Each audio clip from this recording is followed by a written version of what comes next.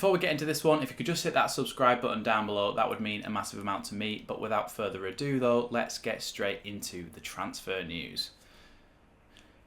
Now, the subject of today's video, as you've seen from the thumbnail and title, is Cody Gakpo. Now, who is Cody Gakpo? Well, he plays for PSV Eindhoven in the Dutch league, and he also plays for the Dutch national team.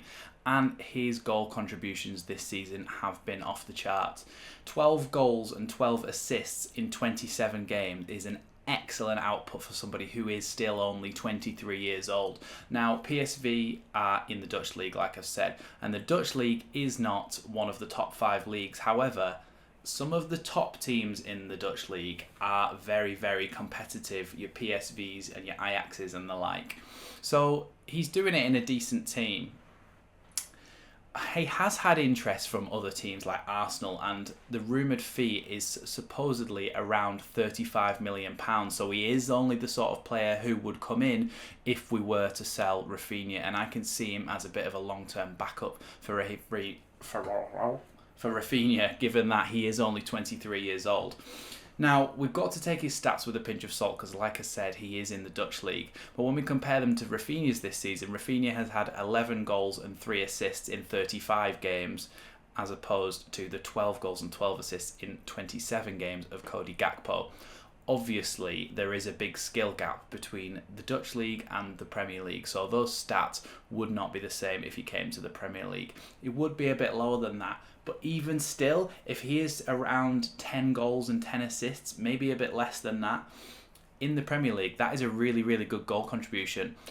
The first season back in the Premier League, Jack Harrison had the most goal contributions from an English midfielder out of anyone, and he had 8 goals and 8 assists. And that was a really, really good return for Jack Harrison.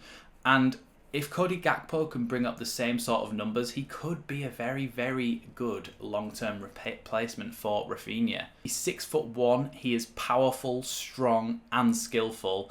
Obviously, as we all do, we go to YouTube and we look at the compilations, but you are only seeing the best bits, but when you are seeing the best bits, you're seeing what sort of player he is. So you can tell that even though it's all his best bits, you can tell that he's tall, he's strong, he's powerful, he can beat a man, and he's very skillful in the close proximity to other players. He is a bit like Raphinha in that sense. I've seen nutmegs, I've seen him twist in and out, just like Raphinha likes to do on that touchline. He is a right winger, and he does love to cut inside though. He's right-footed and he loves to cut inside and shoot, and he's got a properly good shot on him as well. So it's not just his passing ability and his creation, it's his actual shooting is really, really good as well, especially for a right winger. He can also play through the middle as well and has done a few times for PSV this season. So he is the sort of player who could be a bit of a long-term successor both on the right wing and as a good backup, which is probably a good thing to have because this system that we play now under Jesse Marsch does seem like it might not be utilising wingers that much. But if he's got that adaptability to play on the right of an attacking 3 in midfield, that it's almost similar to a winger position, but he's just not right out on the touchline, and it could actually help him because he is pretty good at playing central as well, whereas Raphinha always looked a little bit lost when he was too central, and when he was far out wide, that was when he was doing his best stuff. So maybe it could be actually a bit of a natural progression from Raphinha. Now, just a little bit of a detour because I thought I may as well talk about this. Arsenal bid under £40 million for Raphinha, so Leeds obviously said, no, that's ridiculous, and rejected it. And the reason for that is he is worth so much more than that. Obviously, when a team comes in for a player, they try and lowball at first. So obviously they'll offer lower, Leeds will say, no, we want 70, and then the end transfer ends up being somewhere in the middle. Having said that, do I think he would actually go to Arsenal? Well, Arsenal are in the Europa League, so we would get European football. But when he was at Rennes, the next season, if he hadn't have signed for Leeds, he would have been playing Champions League football. So clearly that's not his only goal. It's to play in a team that are competitive and in the best league in the world. So obviously Arsenal are in the best league in the world. But are they going to be competing for titles? So that's why Barcelona comes in, because it's such a massive club, because it's something that he expects could be winning titles. That is more of an attractive proposition for him. It'd be Champions League pretty much every year.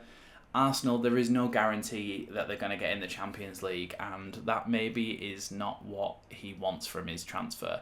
Tottenham have come in as well. Tottenham are a little bit more consistent at getting Champions League football over recent years, but then again, they've already got Son, Kane.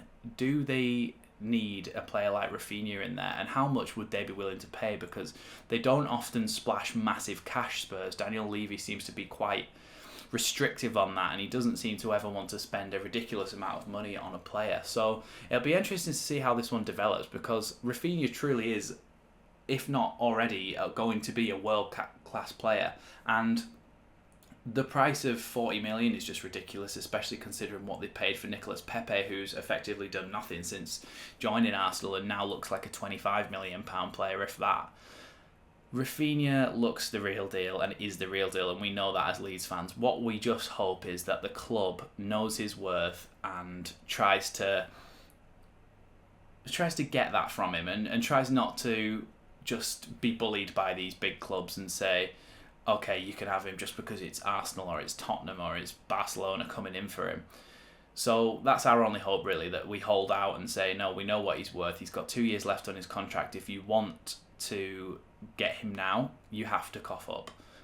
So that's what I'm hoping from this Raphinha deal. If he goes to Arsenal or he goes to Tottenham, I hope it's enough money, and then that money can be reinvested in somebody like Cody Gakpo. Like I say, he's only 23 years old, £35 million-ish, so he'll probably be around half, maybe just over half of what we might get for Raphinha, which means it gives us the option to bring in some more players as well. So for me, Cody Gakpo is an absolute no-brainer. He looks like he's absolutely on his way to stardom. He's on his way to be one of the best players in the world, really. He's shown that potential already. 23 years old, and he's scored 12... I can't even speak today. 23 years old, and he scored 12 and assisted 12 in the Dutch league this season, the Eredivisie. So for me, it's a no-brainer. If Raphinha goes, Cody Gakpo is the rightful successor to me, and I think we should definitely try and get him in. Like I've said, though, Arsenal are also sniffing around, so if they go for him, then the Raphinha deal seems to be off. But I think Raphinha must be their preferred option because they've already bid for Raphinha, and I don't think they've actually put an official bid in for Cody Gakpo. So, do I think he chooses Leeds? Well, there are attractive propositions around Europe for somebody like Cody Gakpo, but he is 23 years old, and so when a player is 23 years old, they have realistically 2 big moves left in them. So they have their first move where they go to a major European league, and like Raphinha did, basically he's going to follow the Raphinha trajectory. If he comes to Leeds, he'll stay at Leeds for 2-3 years, and his stock will rise massively. Then he gets that big move to Barcelona, Real Madrid, Man City, Liverpool. I think that's the sort of career path and trajectory that players like Cody Gakpo look to have, really.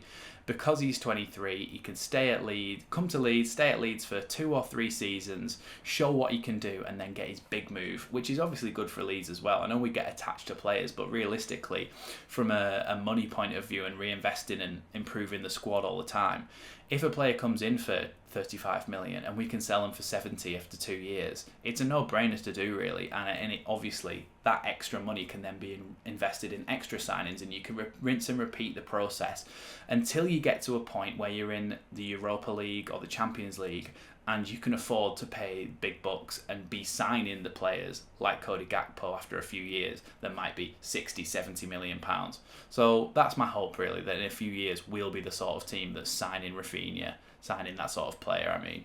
So that's going to be it for this one. I think Cody Gakpo is the rightful successor to Raphinha. I think we should definitely go in for him if Raphinha goes, and I will keep you updated on any Raphinha news because it looks like some clubs will be making revised bids in the future.